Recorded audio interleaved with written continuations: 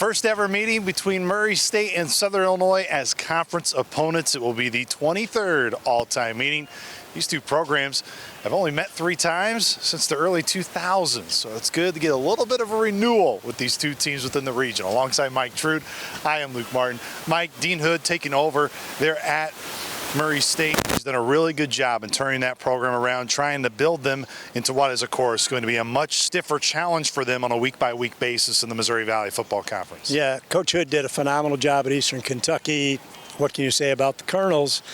And then he comes to Murray State and started building that program for what they thought was going to be the Ohio Valley Southland Conference now, but another step up, and maybe the biggest step they've ever had to take. Now it's the Missouri Valley Football Conference, which is known as the SEC of the FCS, and the program just needs to continue building and building, and Coach Hood seems to be the guy that's going to get it done. We know how important Nick Baker is to the Salukis. That's basically how important DJ Williams is to Murray State. He's back, he's healthy, he makes a difference for them on offense. Got hurt in the first game a year ago, so missed the entire 22 season after being named the Freshman of the Year in the Ohio Valley Conference as a freshman. He's a dual-threat quarterback, a legitimate dual-threat quarterback, meaning that he can run and pass. And where Southern has played teams where the quarterback will run, they don't necessarily want to run. DJ likes to run the football, and they design plays specifically for him that he won't be faking a handoff to anybody. He's just going to take it and go. Defensively for the Racers, Nick Walker really leads the way. He's the lead tackler, also leads them in tackles for loss and sacks. He seems to be the heartbeat of that Murray State defense. Yeah, the entire linebacker secondary crew, I think, is the heartbeat. Canyon Walker, no relation. A free safety is the second leading tackler on the team. So it's the second line of defense that is getting the bulk of their tackles.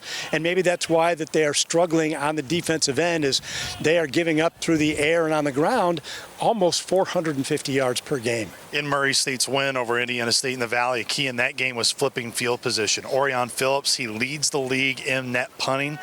In a game like this, you never know how it can go, but flipping field position for them at times has been a reason why they've at least stayed in games for as long as they have. Yeah, Phillips is averaging over 44 yards per punt, and return against him is not very good as all. Really good hang time. So for Southern to maybe break a play, and when I mean break a play, get 10, 15 yards off a return, can flip the field that he probably thought he'd already flipped. So I think it's going to be a key in the game.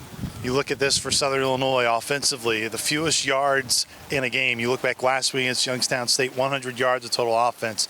That's the fewest in a single game since 1976. It was the fewest rushing yards in a game since 1983. How important is it to see the running game and the offense get back going this week? It is really important. You're never as good as your best game, and you're never as bad as your worst game. And right now, last week was their worst game. This is still a team that knows how to run the ball. They know how to pass the ball. They know how to get more than 100 yards of total offense in a game. And it cost them dearly. They got behind the change so many times, had to come from behind, and that's just not the formula for this football team. It is a little bit of a renewal. We talked about Murray State joining the league. We've seen how it's had a lot of energy and enthusiasm in the other sports across campus.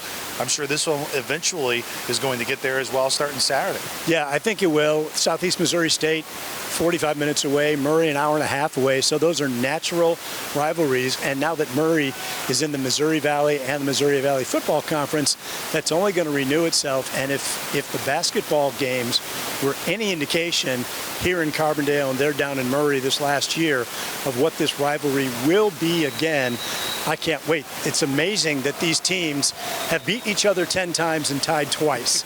So something's got to happen tomorrow. And we will not see a tie tomorrow. We know that. We know we will see a lot, but we will not see a tie between these two teams. We hope you will join us tomorrow for kickoff from Murray, Kentucky. Kickoff will be at 2 o'clock. Our pregame coverage with Saluki Radio will begin at 1 o'clock. For Mike Trude, I am Luke Martin. We'll talk to you tomorrow. Go Dogs!